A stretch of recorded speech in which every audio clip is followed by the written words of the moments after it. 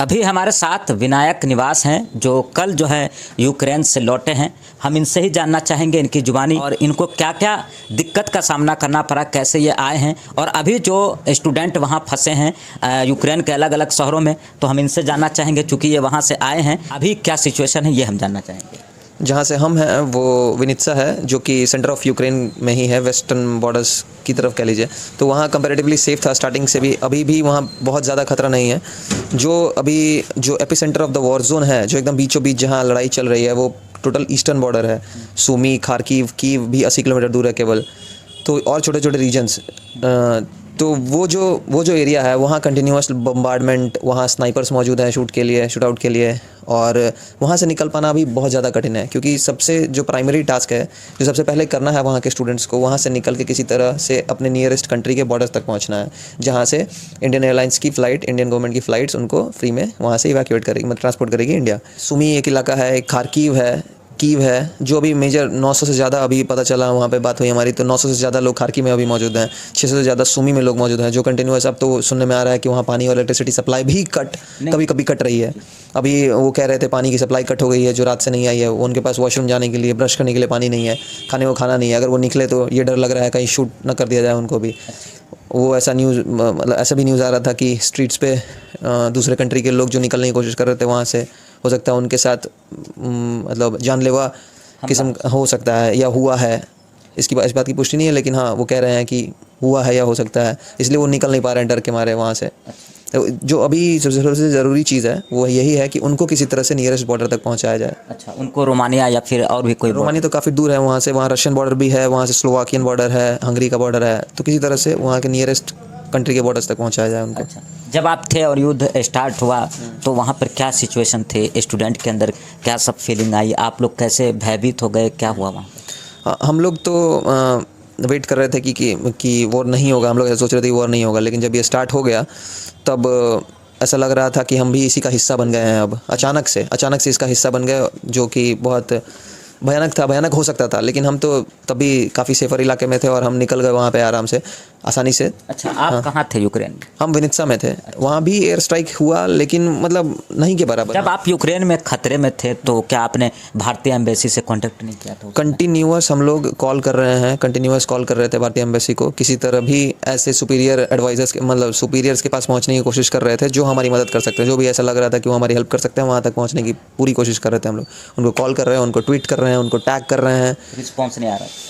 Respond बहुत ज़्यादा बड़ी टीम ऑर्गेनाइज हुई नहीं होगी तब तक, इसलिए शायद वो पर्सनल लेवल पे हमसे बात नहीं कर पा रहे होंगे, लेकिन हम आशा करते हैं कि उस समय भी वो काम कर रहे होंगे, और अभी भी उससे 4 गुना 10 गुना मेहनत की ज़्यादा ज़रूरत है, और वहाँ से निकाल, ताकि उस सुमी से निकाला जा सके। आप अपनी बात करें, यूक्रेन से आप कहाँ बॉर्डर पे गए, किस बॉर्डर पे? हम तो रोमानिया पहुँचे थे। रोमानिया। तो यूक्रेन से जब आप रोमानिया पहुँचे तो इस बीच में क्या कोई सरकारी मदद मिली या फिर आप खुद वहाँ तक पहुँचे? सरकारी मदद वहाँ तक, भारतीय सरकार की मदद वहाँ तक पहुँचना मतलब थोड़ा सा मतलब नहीं मिली? नहीं मिल सकती है, क्योंकि काफ़ी अभी स्टार्ट हुआ अचानक से, और वहाँ पे सरकार का घुस जाना, ये थोड़ा अविश्वसनीय बात लगती है। आप ही सोचिए, आप खुद अभी वहाँ पर तक कैसे तुरंत अभी कैसे पहुँच सकते हैं। लेकिन हाँ, अभी वहाँ विनित्सा में जब हुआ, हमने फैसला किया कि हमको निकलना चाहिए यहाँ से, तो प्राइवेट व्हीकल, किसी तरह से प्राइवेट बस का इंतज़ाम किया गया, ताकि जो रोमानियन बॉर्डर पे प्रेजेंट हैं हमारे हेल्प के लिए, वहाँ तक पहुँच सकें हम किसी तरह। अच्छा, तो फिर आप रोमानिया पहुँचे? रोमानियन बॉर्डर पहुँचे, रोमानियन बॉर्डर क्रॉस किया, वहाँ पे 2 दिन का स्टे मिला। वहाँ पे 2 दिन का स्टे करने के बाद हमारा नंबर आया, और वहाँ से इंडियन एयरफोर्स की फ़्लाइट से हम लोग वापस इंडिया आए। और वहाँ जब आप निकले यूक्रेन से रोमानिया की तरफ, कितने स्टूडेंट आपके साथ? हम पहुँचे तो ऑलरेडी वहाँ पे 300-400 मौजूद थे। हम पहुँचे तो हमने नंबर बढ़ा के 500-600 किया। हमारे बाद हर घंटे, 2 घंटे, 3 घंटे में एक बसेज आ रही थी, कंटिन्यूस नंबर बढ़ाते 1000, 1500, 2000 तक हो गया। अच्छा, तो लगभग अभी कितने स्टूडेंट लगता है आपको जो वहाँ फंसे होंगे, क्योंकि परसों भी आप वहीं थे? हाँ, अभी हमको लगता है जो रोमानियन बॉर्डर क्रॉस कर रहे हैं वहाँ पे संख्या लग रहा है धीरे धीरे कम हो रही होगी, क्योंकि नंबर ऑफ़ फ़्लाइट्स जो हैं अब वो बढ़ाई गई हैं। पहले 2 थी, अब 6, 7, 8, 9 तक जा रही हैं। तो अब वहाँ से ज़्यादा नंबर ऑफ़ स्टूडेंट्स निकल पा रहे हैं एक जगह से, तो शायद रोमानियन बॉर्डर पे कम हो गए हों।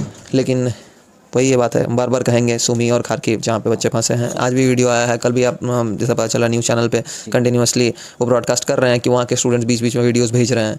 सच में उन पे क्या बीत रही होगी, सच में मतलब उनका ग्रोथ इस हिसाब से नहीं हुआ है कि वो कैसे वॉर को झेलेंगे। उनका ग्रोथ इस हिसाब से हुआ है कि वो बच्चे थे, 12th पास किया, मेडिकल सीट यहाँ पे नहीं मिल पाई उनको, तो वहाँ पे जाके मेडिसिन पढ़ रहे हैं। वो नॉर्मल आम बच्चों की तरह हैं, खेल रहे हैं, कूद रहे हैं, मेडिसिन पढ़ रहे हैं। और तो अचानक क्या, से क्या क्या कितना बजट पड़ता है वहाँ से MBBS करने? MBBS कंपैरेटिवली यहाँ के डीम्ड यूनिवर्सिटीज़ जो हैं, जो 12 लाख 15 लाख पर ईयर यहाँ पे लगता है, इसके कंपैरिजन में बहुत कम है, बहुत बहुत कम। अगर पूरे कोर्स की बात करें 5 इयर्स कितना बजट आता है? यहाँ करोड़ सवा करोड़ लग जाता है, नहीं, वहाँ पे 30 लाख 40 लाख। अच्छा, तो अगर कोई सपना देखता है तो कम पैसे में भी वहाँ डॉक्टर वहाँ डॉक्टर बन सकते हैं, इसलिए हम वहाँ जाते हैं कि हमने सपना देखा, यहाँ पे सीट नहीं मिल पाया। ऐसा नहीं है कि यहाँ पे जो रिजेक्टेड बच्चे हैं वही वहाँ पढ़ रहे हैं। कब से वहाँ यूक्रेन में थे? 2018 से। कब आपका कंप्लीट होना? 2024 में हम रिटर्न आते, 6 साल पूरा कंप्लीट करके। अच्छा, मतलब सोचा था आपने? हाँ बिल्कुल, नहीं 2024 में क्या लगता है जो अभी जो सिचुएशन जो हालात हैं ये फिर ठीक होगा तो वापस जाएंगे, क्या करेंगे? बिल्कुल, क्या ही कर सकते हैं, यही हमारा सपना था, ये हमारा प्राइमरी ऑब्जेक्टिव था।